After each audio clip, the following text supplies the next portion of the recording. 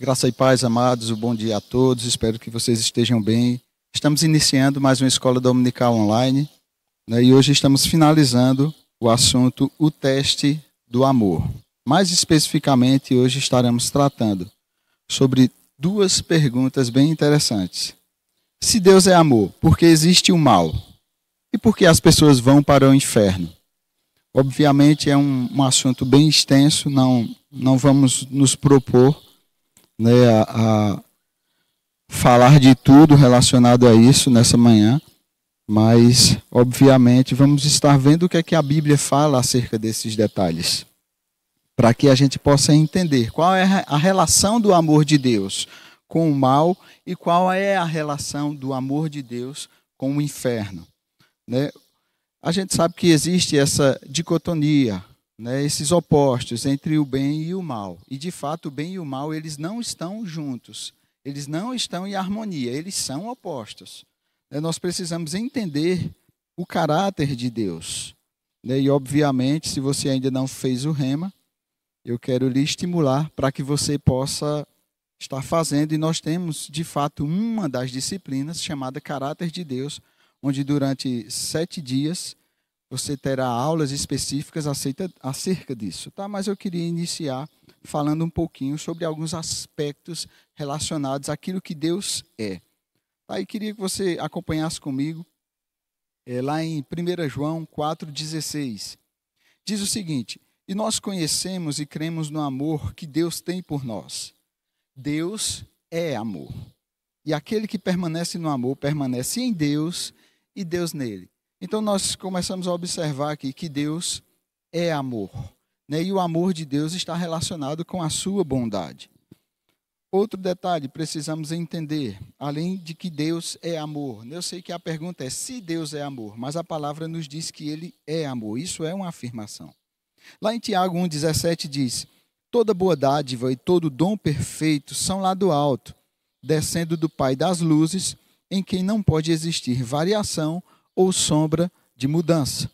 Então, outra característica do caráter de Deus: Deus é imutável. Tá? Então, Deus ele é amor, Deus ele é imutável. Eu sei que algumas pessoas pensam, quando leem, né, de forma despretensiosa talvez, ou sem atenção à palavra de Deus, e elas acham que existe um Deus do Antigo Testamento e um Deus do Novo Testamento. É um Deus, né, carrasco do Antigo Testamento e um Deus bonzinho do Novo Testamento. Mas isso não é verdade, tá? Deus ele é imutável, o caráter dele é único. O que muda são as alianças e as dispensações. Ok? Outro detalhe precisamos entender acerca de Deus. Está escrito lá em Salmos 34:8. Diz o seguinte: ó, provai e vede que o Senhor é bom. Bem-aventurado o homem que nele se refugia. Então nós vemos também uma das características de Deus. Deus é bom. Tá? E bondade e maldade, eles não são conciliáveis, eles são opostos. Outro detalhe acerca de Deus, vamos lá. Apocalipse 6:10 diz o seguinte: clamaram em grande voz dizendo: até quando, ó soberano Senhor, santo e verdadeiro, não julgas nem vingas o nosso sangue dos que habitam sobre a terra? Aqui está se referindo aos mártires. Não vou entrar nos detalhes escatológicos disso porque não há tempo. Né, mas João viu, né, numa visão que ele teve lá do céu, e disse que abre-se um portal, uma janela ou algo do tipo, e ele vê os mártires, estão lá clamando, né, até quando, ó soberano Senhor, santo e verdadeiro, não julgas nem vingas. Então aqui ele está falando, chamando Deus de soberano. Né, então uma das características do nosso Deus é que ele é soberano. E nós vamos ver que a liberdade ou livre-arbítrio do homem, ele não fere em nada a soberania de Deus.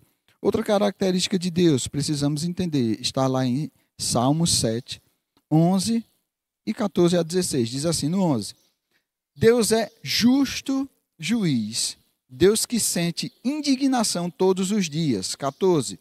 Eis que o ímpio está com dores de iniquidade, concebeu a malícia e dá à luz a mentira. Abre e aprofunda uma cova e cai nesse mesmo poço que faz. 16. A sua malícia lhe recai sobre a cabeça, e sobre a própria mioleira desce a sua violência. Então aqui nós vemos que Deus ele é justo juiz. Várias características acerca de Deus que nós vimos aqui, né? Deus ele é amor, Deus ele é imutável, Deus é bom, Deus é soberano e Deus é justo juiz. E aqui já nos dá uma dica, né, nesses salmos aqui, de que o ímpio, né, na sua maldade, na sua iniquidade, na sua malícia, na sua mentira, ele vai se aprofundando a cova. Ele que vai cavando a própria cova, né, e recai sobre ela. A violência que ele mesmo pratica recai sobre si. Então nós vemos que é uma colheita de tudo aquilo que ele está plantando, da iniquidade que ele está plantando. Então nós começamos a observar alguns detalhes que não estão relacionados de alguma forma a Deus, ok? Então nós vimos todas essas características relacionadas a Deus aí, e fica a primeira pergunta aí, né? Então por que o mal existe? Ok, Deus ele é amor, Deus ele é justo juiz, Deus ele é soberano, Deus ele é bom, né? Mas e o mal? Por que o mal existe? Já que Deus é soberano, por que ele não dá fim, não dá cabo logo a tudo isso aí? Por que ele ainda está tolerando, vamos dizer, a maldade da humanidade? Então precisamos entender que aonde se originou o mal não vem de Deus. Deus criou todas as coisas, é fato, mas ele não criou o mal. Precisamos entender aonde esse mal se originou e as características dele até então.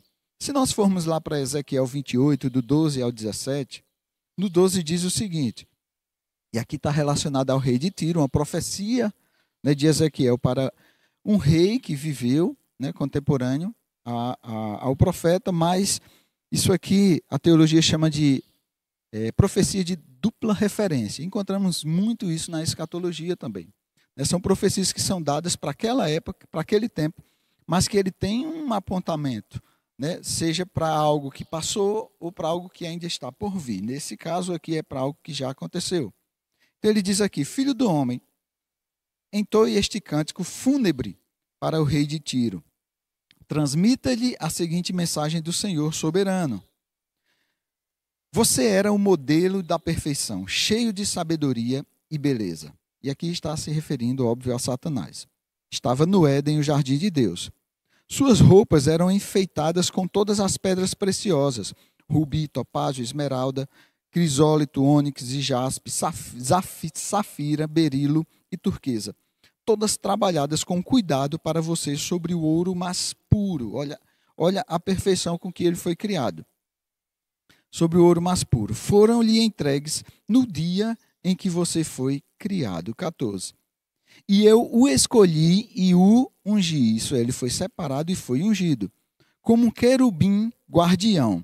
Você tinha acesso ao Monte Santo de Deus e andava entre as pedras cintilantes. Olha a prosperidade com que ele foi criado. 15.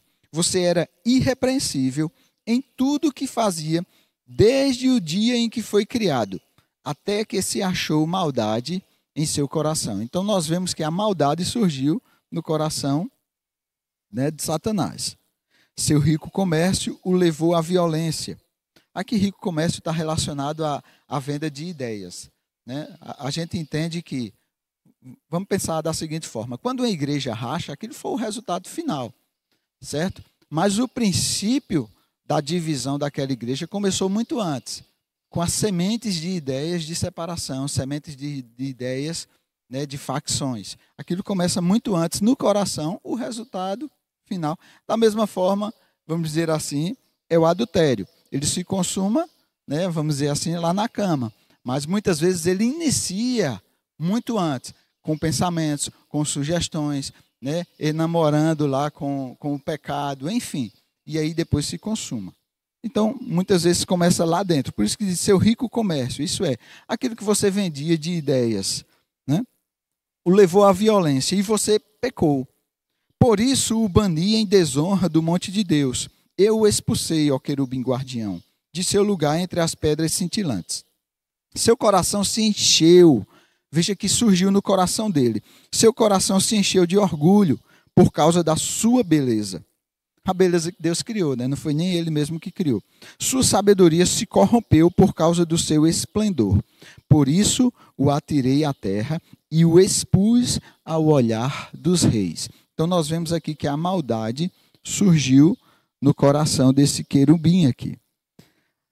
Falando ainda e tratando acerca disso, Isaías também fala, lá em Isaías 14, do 12 ao 15. Diz assim: como caíste do céu, ó estrela da manhã, filho da alva?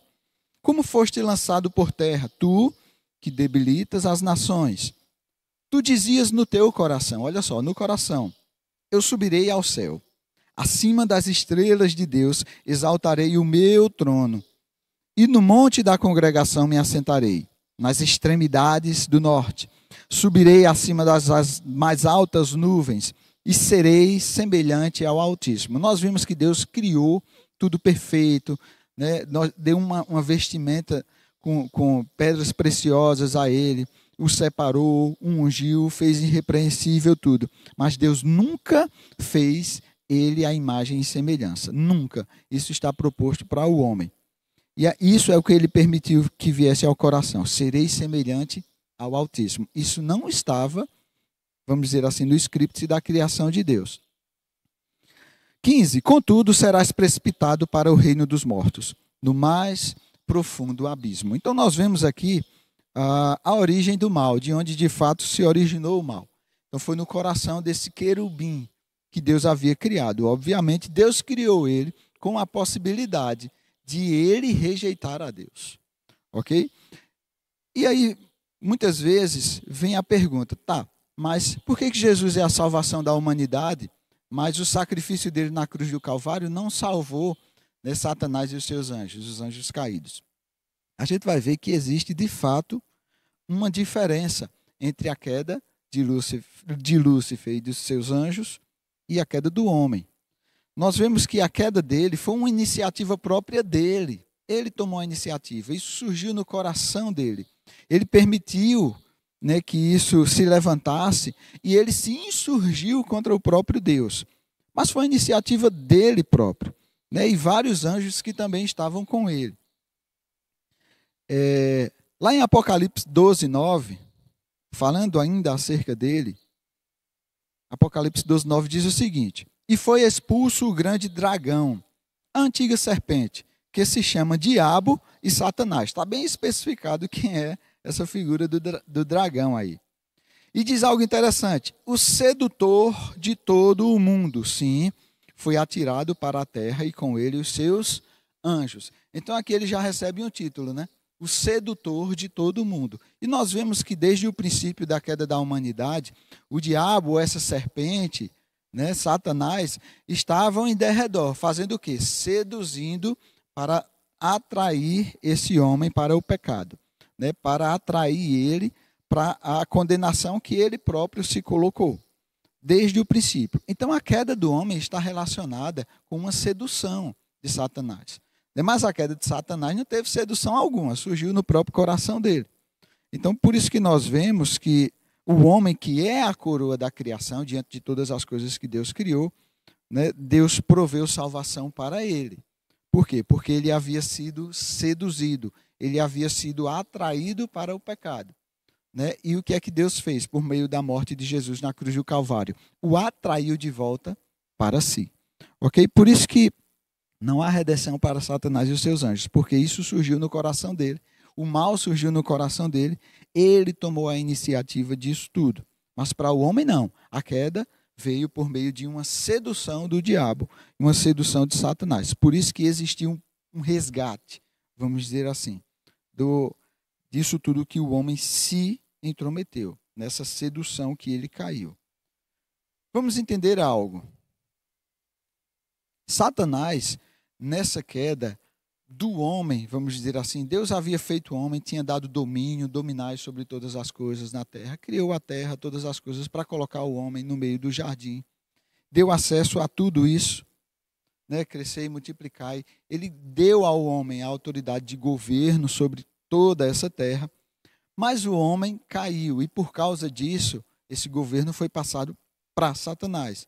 Nós vemos Paulo falar isso aqui lá em 2 Coríntios 4:4, onde ele diz: nos quais o Deus deste século cegou o entendimento dos incrédulos, para que não lhes resplandeça a luz do evangelho da glória de Cristo, o qual é a imagem de Deus. Então Paulo chama de o Deus deste século. E esse título veio por meio de quê?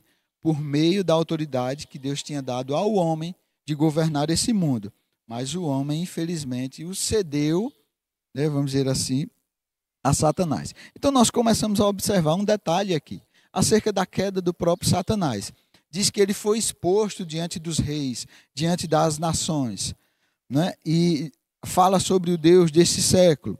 E aqui em Mateus 4, do 8 ao 9, na tentação de Jesus, né, aqui nesse capítulo 4, quando Jesus é conduzido ao deserto para ser tentado por Satanás, e no final desses 40 dias, né, aí ali especifica, óbvio que ele foi sendo tentado durante todo esse tempo, mas no final especifica algumas das tentações, e uma delas, Mateus 4, 8 ao 9, diz o seguinte: levou ainda o diabo a um monte muito alto, levou Jesus até lá, mostrou-lhe todos os reinos do mundo e a glória deles, e lhe disse: tudo isto te darei, se prostrado me adorares. Olha só, Satanás mostra todos os reinos, os governos do mundo. E aí nós começamos a observar como é que esse tentador ele age neste mundo por meio dos governos, por meio dos reis, por meio das autoridades. Por isso que Paulo diz: acima ou antes de qualquer coisa, precisamos orar por nossas autoridades, porque é a forma que o diabo age, por meio dos governantes. Isso foi uma tentação autêntica, tá? A Bíblia fala, porque se não fosse, Jesus teria desdenhado de Satanás.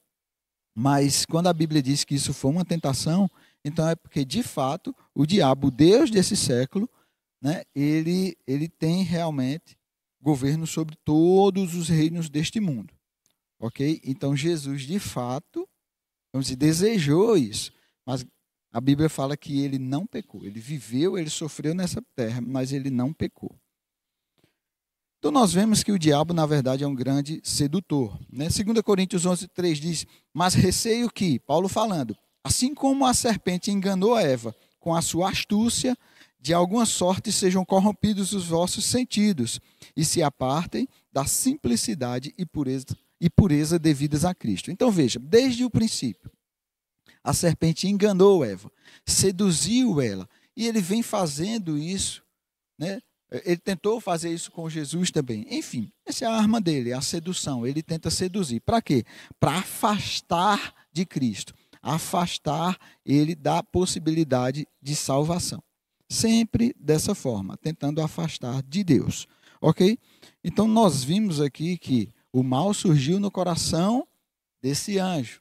Ok? E ele caiu. Então o mal não foi criado por Deus. Deus não tem absolutamente nada a ver com o mal, ok? Essa harmonia astral que o povo fala por aí, uma loucura que o povo defende por aí, algumas religiões aí, de que o bem e o mal, há um equilíbrio. Não, nada de equilíbrio entre o bem e o mal. Eles são opostos, Deus é bom e o mal está relacionado ao diabo. É uma frase que a gente conhece muito: Deus é bom e o diabo não presta. É exatamente isso aí, ok? E por que as pessoas vão para o inferno? Vamos lá. Mateus 25, 41. Olha só. Jesus falando. Então, o rei dirá, isso é uma parábola que Jesus está dizendo, então o rei dirá também aos que estiverem à sua esquerda. À sua esquerda, direita, esquerda. Vai prestando atenção em alguns elementos que a Bíblia fala. Apartai-vos de mim, malditos, para o fogo eterno, preparado para o diabo e os seus anjos. Veja bem, preparado para o diabo e os seus anjos. Ok? O fogo eterno, o inferno, foi criado para o diabo e os seus anjos. Tá? Mas qual é o problema? Isso é o juízo de Deus sobre o mal que surgiu lá no início. Né? Por meio desse querubim aí, decaído. Surgiu com ele. Então, Deus, julgando esse mal, criou o inferno, ou fogo eterno, vamos dizer assim, para jogar Satanás e os seus anjos. Mas qual é o problema? Lá no Éden, a humanidade se abraçou a esse mal. Então o juízo de Deus que foi criado por meio do inferno para julgar esse mal, agora iria atingir a humanidade. Então era necessário que houvesse um resgate para que esse juízo sobre o mal não alcançasse a humanidade.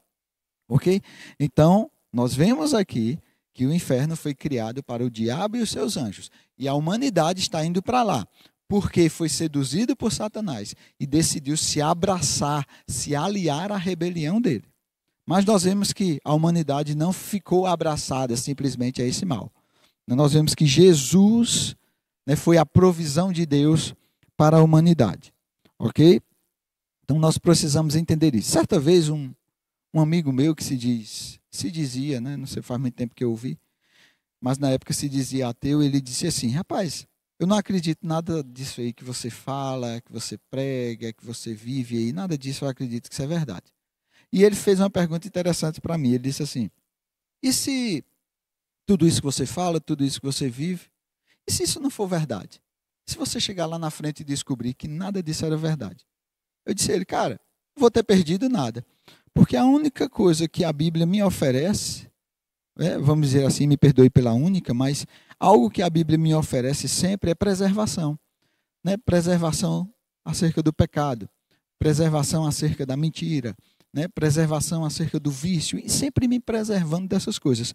Então, se lá na frente chegasse ao ponto de descobrir que nada disso é verdade, eu não teria perdido absolutamente nada. Agora, se eu passar toda a minha vida acreditando que Deus não existe e Ele de fato existir, eu vou ter perdido somente, e me perdoe pelo somente, a vida eterna. Então, decidir, né, por Deus é uma questão de inteligência. Sabe quando você vem na estrada e você vê uma sinalização lá dizendo: na dúvida, não ultrapasse, porque é uma questão de segurança. Então, assim, e eu falei para ele na época, né? Cara, na dúvida, escolha Cristo. Na dúvida, não ultrapasse. Então, não se arrisque. Escolha Cristo. Então, até na dúvida, é inteligente optar pela fé. Até na dúvida. Hashtag fica a dica. Ele ficou pensativo, não sei o que é que essa semente produziu depois. Mas, enfim, a gente nunca deve perder a oportunidade, né, diante daquilo que está chegando para nós. Então, nós vimos que o mal surgiu em Satanás. Nós vimos que o inferno foi criado para o diabo e os seus anjos. Mas a gente sabe que tem muitos ensinos por aí, infelizmente, onde a filosofia começou a entrar, né, e ofuscar, né, vamos dizer assim, a revelação da palavra de Deus. Eu costumo dizer que a filosofia, ela ofusca a revelação. Aquilo que foi revelado, né, aquilo que saiu das sombras, aquilo que era oculto e foi proposto para nós, é para que nós possamos enxergar, para que nós possamos ver. Se você entra num quarto escuro e você acende a luz, aquela luz acesa é para que você enxergue o que está ali. Qual o problema da filosofia? Às vezes começa a conjecturar tanto que e passa a não enxergar mais o que está revelado. E esse é o grande problema. E por causa disso, quando a filosofia começou a entrar a fundo e ofuscar a revelação, começaram a ter vários tipos de questionamentos aí, né, e interpretações inadequadas da palavra de Deus, daquilo que foi revelado. Principalmente acerca de soberania e de livre-arbítrio. Porque começaram a dizer assim: se Deus é soberano, ora, então ele controla todas as coisas. Afinal de contas, ele é soberano. Porque se o homem tiver algum livre-arbítrio, então Deus não é soberano. Ora, não é bem por aí, né? E acerca disso, eu queria indicar para você esse livro aqui, Soberania ou Livre-Arbítrio? O título do livro é uma pergunta, na verdade. Né? Soberania ou Livre-Arbítrio? Do pastor e professor das nossas escolas, Marcos Honório Júnior. Tá? É um livro excelente acerca desse assunto.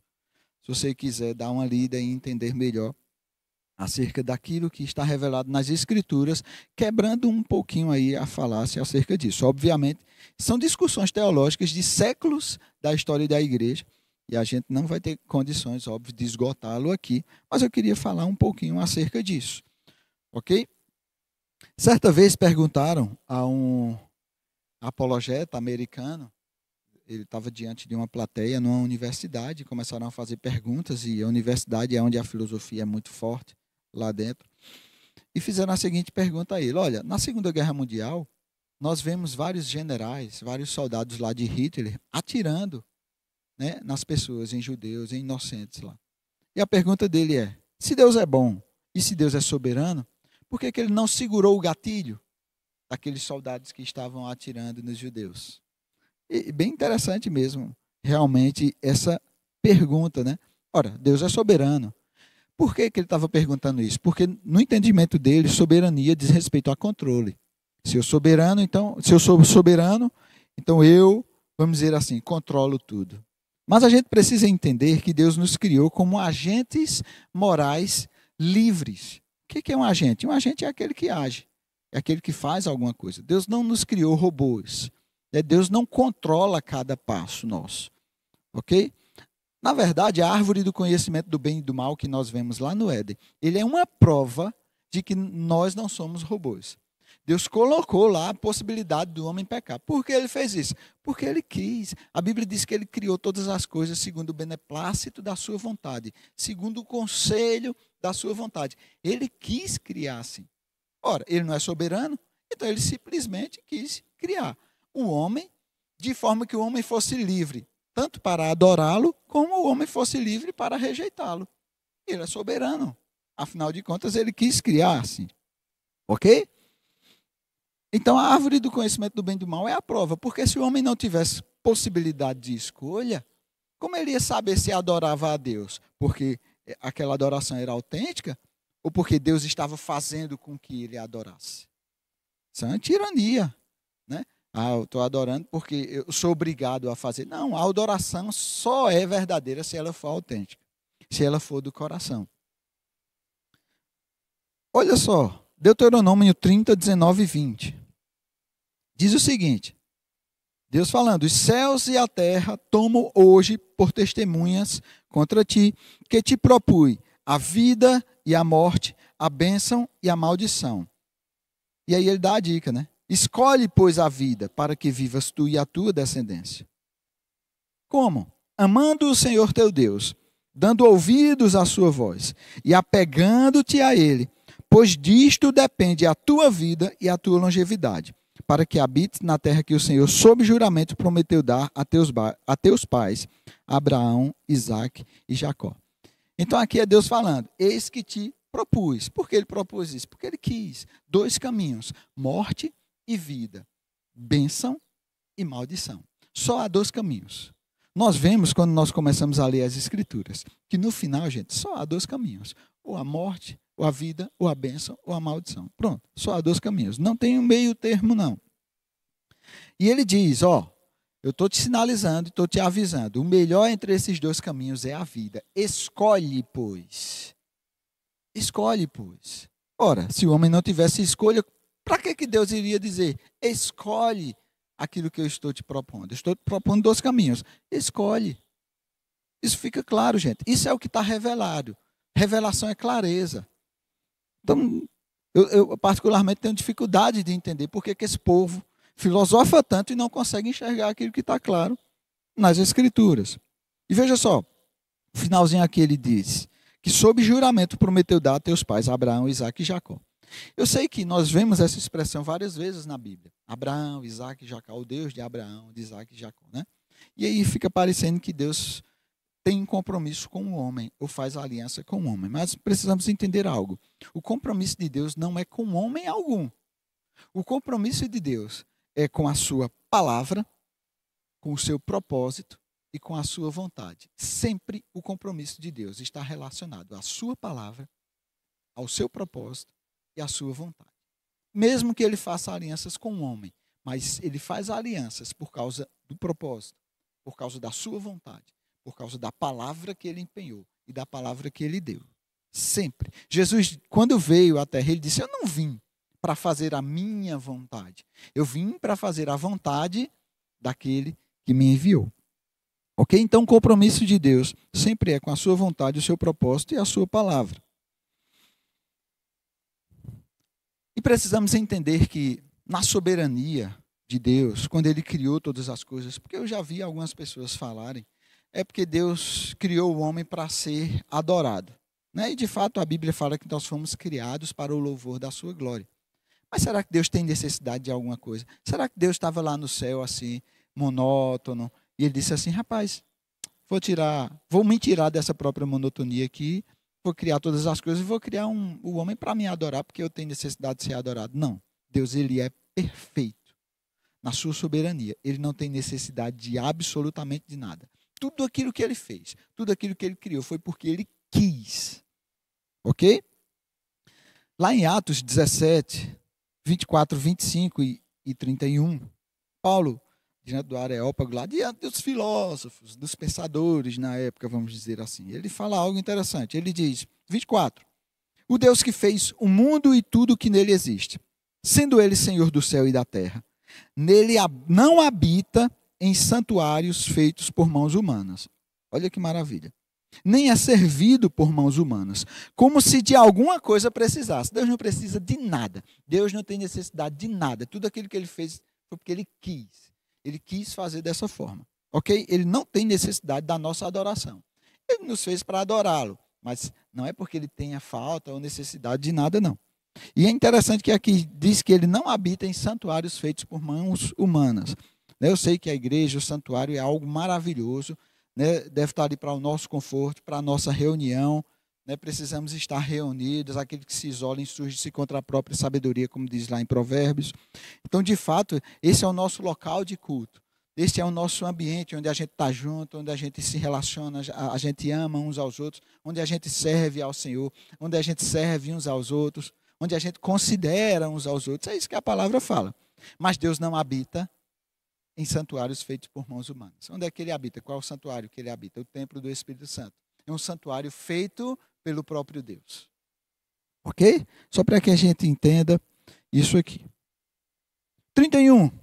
Porquanto estabeleceu um dia que há de julgar o mundo com justiça, por meio de um varão que destinou e acreditou diante de todos, ressuscitando dentre os mortos. Então Deus decidiu julgar esse mundo, né, com justiça por meio de um varão que ele destinou. Quem é esse varão? Jesus Cristo, que venceu a morte, né, ressuscitando diante de todos dentre os mortos. Então Jesus venceu a morte e nós sabemos que a morte é o salário do pecado. Mas Jesus venceu a morte. E porque ele venceu a morte, ele agora está com um passaporte estendido para cada um de nós. Como dizem em Apocalipse, o Espírito e a noiva dizem, vem. E aí, a nossa parte, nós vamos entender mais na frente, que é apenas aceitar. Ok? Então, Deus criou todas as coisas. Ele criou todas as coisas para o louvor da sua glória. Então, que fique claro, nós não precisamos pregar versículos da Bíblia nas pétalas das rosas para que elas glorifiquem a Deus. A própria criação glorifica a Deus. Ok? A gente não precisa enfeitar a cruz de Cristo. A própria obra da redenção glorifica a Deus. Romanos 11, do 34 ao 36, diz assim: quem, pois, conheceu a mente do Senhor? Ou quem foi o seu conselheiro? Ou quem primeiro deu a ele para que ele venha a ser restituído? Porque dele, por meio dele e para ele são todas as coisas. A ele, pois, a glória eternamente. Então aqui vemos, ninguém instruiu a Deus para que ele criasse as coisas. Né? Quem deu a Deus primeiro para que ele pudesse fazer todas as coisas e dissesse, agora eu vou lhe restituir? Ninguém. Tudo que Deus fez foi por livre iniciativa. E eu sei que, né, uma definição de graça que nós comumente ouvimos, né, graça é favor imerecido. Nós ouvimos isso sempre.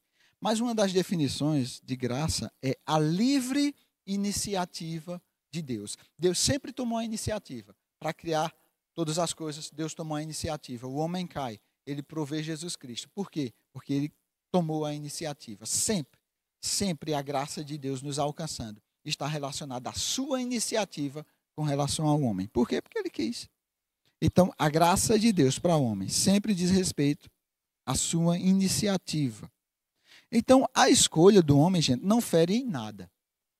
A capacidade de escolha do homem não fere em nada a soberania de Deus. Vamos pensar o seguinte. Na minha casa eu sou o soberano sobre, vamos lá, minhas filhas, vamos dizer assim. Eu governo sobre a minha casa e sobre elas. Mas isso implica dizer que eu controlo cada passo que elas dão? Não, de forma alguma.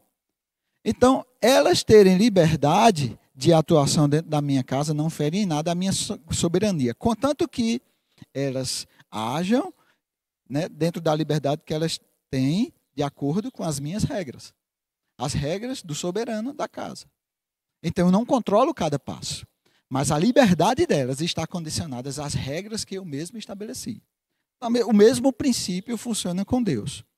Tá? A soberania de Deus não é para controlar cada passo do ser humano. A soberania dele é para governar sobre todas as coisas, dando liberdade ao homem para que o homem possa agir de acordo com as regras que ele mesmo estabeleceu. Por isso, na antiga aliança, ele deu uma lei. Para quê? Para revelar para o homem que por meio de suas próprias obras ele não conseguiria se salvar. Ele precisava de um redentor, que é Jesus Cristo. Ok? Lá em Gálatas mostra bem isso, bem forte e fundamentado. Então, qual é o limite da soberania de Deus, já que Deus é soberano? Até onde vai a soberania de Deus? E alguém poderia dizer, que absurdo, como assim? Limite de soberania? A soberania ela é ilimitada. Como assim? Como é que Deus, soberano sobre todas as coisas, pode se limitar? Que heresia e que absurdo é esse? Você acha mesmo? Você acha mesmo que isso é um absurdo? E o que você já ouviu falar sobre Jesus Cristo? O Deus que se fez homem, que se esvaziou?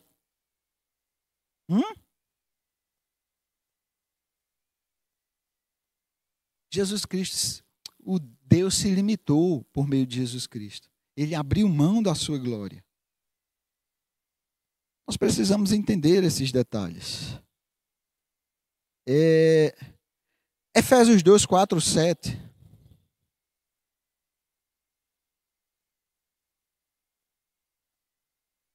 Eu quero que você abra comigo lá.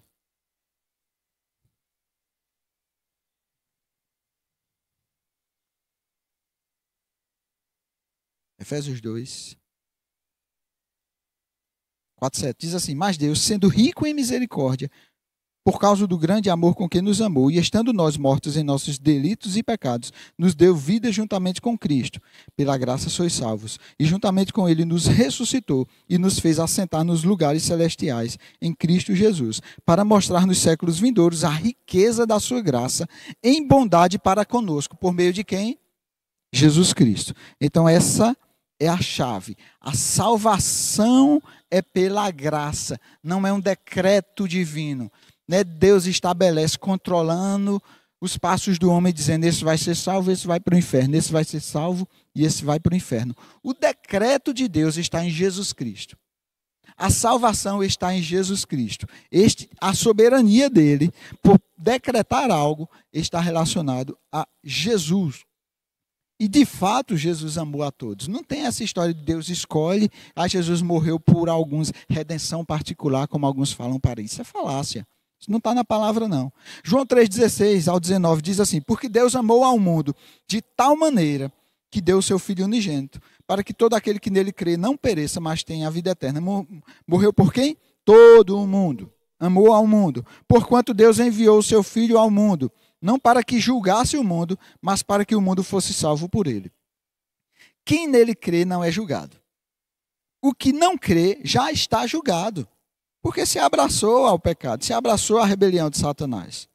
O que não crê já está julgado, porquanto não crê no nome do unigênito Filho de Deus. O julgamento é este, que a luz veio ao mundo, e os homens amaram mais as trevas do que a luz, porque as suas obras eram más. Está aí. É uma decisão, uma escolha dos homens. Deus providenciou a luz, eles rejeitaram. Amaram mais as trevas do que a luz. Ok? Agora, Deus morreu por todos? Morreu. Enviou Jesus para morrer por todos? Sim. Mas por causa disso, todos vão aceitar ele? Não. Porque vai depender do livre-arbítrio de cada um. Veja como é interessante Mateus 23, 37. Jesus, diante lá de Jerusalém, diz assim, Jerusalém, Jerusalém, que matas os profetas e apedrejas os que te foram enviados. Quantas vezes eu quis, Jesus, a expressão exata de Deus, ok? Quantas vezes eu quis reunir os teus filhos como a galinha junta os pintinhos, né, debaixo das asas. Vós não quisestes. Eis que eu te proponho a morte, a vida, a bênção e maldição. Escolhe, pois, a vida. Escolhe, pois, a vida. E aqui Jesus fala, naquela época, para os judeus: vós não quisestes. Eu quis reunir vocês, mas é vocês quem não quiseram. Olha que maravilha. Então Deus respeita a liberdade. Por quê? Porque ele fez um homem assim. É simples. Na soberania dele, ele quis que fosse assim. Ele criou todas as coisas segundo o beneplácito da sua vontade, segundo o conselho da sua vontade. Ele criou 2 caminhos: morte e a vida, bênção e maldição. Vida eterna, perdição eterna. E ele disse ao homem: escolha. Você escolha. Ora, se tudo é um decreto divino, para que os profetas? No Antigo Testamento falando, trazendo a mensagem de Deus sempre. Instruções de Deus, revelações. Para que o sacrifício de Cristo na cruz do Calvário? Se tudo é um decreto divino, gente. Para que galardão? Se é Deus quem controla cada passo do homem. Se o homem não tem autonomia, vamos dizer assim, nem liberdade para agir, para que galardão? Para que juízo? Se o que o homem faz é porque Deus controla ele. Se aquilo que ele faz de certo é porque ele faz, para que galardão? Se aquilo de errado que ele faz é porque Deus quer que ele faça, para que juízo? Não faz sentido. Para que Deus exigir de nós bondade e santidade? Se ele decreta a maldade e o pecado? Para quê? Ou nós cremos na revelação das Escrituras, ou tudo isso que nós estudamos de Gênesis e Apocalipse, toda a história da humanidade, não passa de teatro. Por isso que eu costumo dizer, a filosofia ofusca a revelação das Escrituras. Cuidado com filosofia, cuidado. Filosofia humana, filosofia diabólica, cuidado com isso. Ok? O que Deus propôs para nós está revelado nas Escrituras. E aquilo que está revelado é para ser visto, não é para filosofar em cima daquilo. Já está revelado. É apenas para nós vermos, ok? Vamos entender algo. Eu já estou caminhando para o final, ok? Eu não sei se você já teve a oportunidade de ver o tribunal do júri. Eu já participei de alguns tribunais como jurado. Talvez você já tenha participado como advogado, promotor, juiz, quem sabe, ou réu, não sei. Ou você já tem assistido em filmes. Todo aquele cenário lá, nós vemos que existe um réu que está lá sendo acusado, existe a acusação, que é o promotor de justiça lá, existe o conselho de sentença, são 7 jurados que são escolhidos, né, dentre pessoas da comunidade para julgar, que são os juízes de fato, né? Existe o juiz que preside aquela sessão, existe um sigilo nas votações, porque cada um vai votar em secreto, eles recebem no final, né, das réplicas e tréplicas, né, de tudo aquilo que acontece ali na sessão, na audiência. No final, o réu é retirado, as pessoas que estão lá, e os jurados vão votar. E ele recebe uma cédulazinha para dizer sim ou não. Simples assim. Passa uma urna e ele vai escolhendo entre aquelas cédulas se o réu é culpado, se é inocente, acerca das qualificadoras, né, se foi um crime qualificado ou não, enfim. E existe algo chamado a soberania do veredito, que está na Constituição Federal, que diz respeito aos jurados. Então, o que acontece? Uma das perguntas, salvo me engano, a segunda pergunta, é logo no início, antes de todas as demais, diz assim, para os jurados: você absolve o réu? O réu ele pode ser confesso, pode ter cometido o maior crime que você puder imaginar aí contra a humanidade, mas sempre é dado ao júri, né, a possibilidade de responder essa pergunta. Você absolve o réu? Porque independente do crime que o réu cometeu, mesmo que ele seja confesso, mesmo que todas as provas apontem para ele, se o júri decidir, tá? Em maioria, o júri decidir que ele é inocente, meu amigo, não tem juiz no mundo que coloque ele na cadeia, não. O juiz vai ter que emitir lá na hora o alvará de soltura. Quem decide é o jurado. É uma soberania no veredito. O que o jurado disser, está dito. O juiz tem que dar a sentença de acordo com a escolha dos jurados. Ok? É assim que funciona. Agora vamos entender essa soberania do veredito. Se nós entendemos que Deus, na sua soberania, fez o homem assim, e ele colocou dois caminhos para que o homem escolha. Então ele colocou dentro do homem uma partícula da sua própria soberania. Para quê? Para que o homem decida sim por Cristo ou não por Cristo. E a decisão dele, o justo juiz vai proferir a sentença.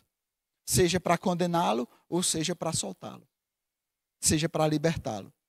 Da mesma forma que um conselho de sentença de 7 jurados tem poder sobre o réu para decidir o caminho dele, se absolve ou não, da mesma forma nós, na nossa votação, vamos dizer assim, né?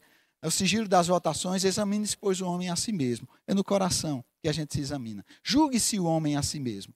É a gente que julga a nossa própria vida. Uma partícula da soberania de Deus para decidir o nosso destino. Está dentro de cada um de nós. Por quê? Porque Deus quis assim. Ele nos deu.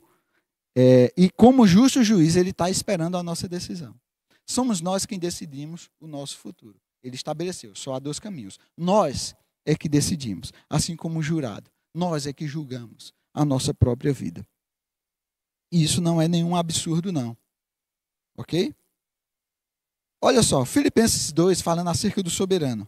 Filipenses 2, 6-11 diz assim: embora sendo Deus, falando sobre Jesus, não considerou que ser igual a Deus fosse algo que devesse apegar. Em vez disso, esvaziou-se a si mesmo, assumiu a posição de escravo e nasceu como ser humano.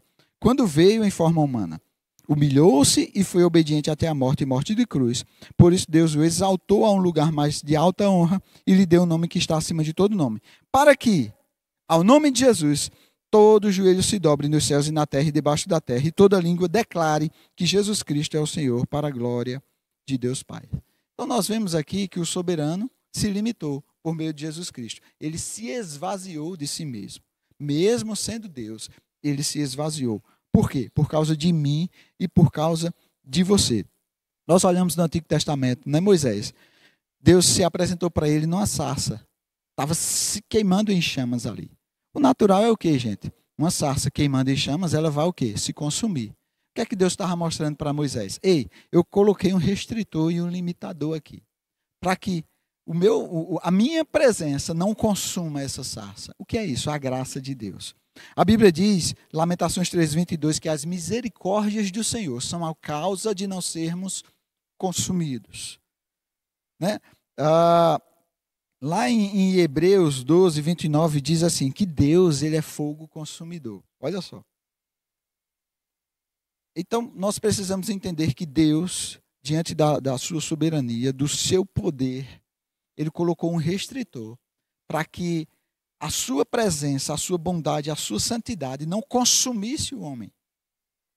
Qual é esse restritor? A graça dele, protegendo, até que nós pudéssemos escolher por Jesus Cristo.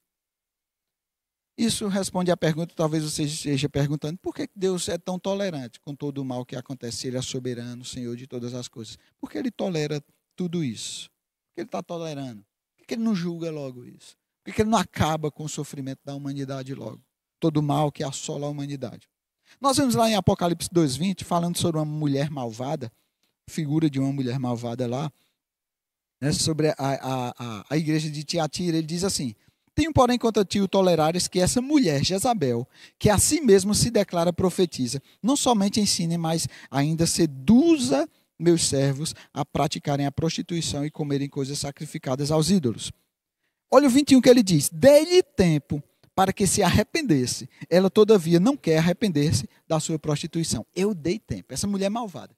Eu dei tempo para que ela se arrependa. O que é que Deus está fazendo diante de todo esse mal que assola a humanidade? Ele está dando tempo para que as pessoas possam escolher por ele. Apocalipse 3:20, a igreja apóstata de Laodiceia. Ele diz, eis que estou à porta e bato. Se alguém ouvir a minha voz e abrir a porta, entrarei em casa e cearei com ele e ele comigo. A igreja apóstata deixou Jesus do lado de fora. Jesus está lá batendo. Eis que estou à porta e bato. Sempre batendo. Eis que estou à porta e bato. Então, vamos dizer assim, esta paciência de Deus é porque ele está dando tempo para o arrependimento. Por causa da misericórdia dele. Porque o mal será consumido.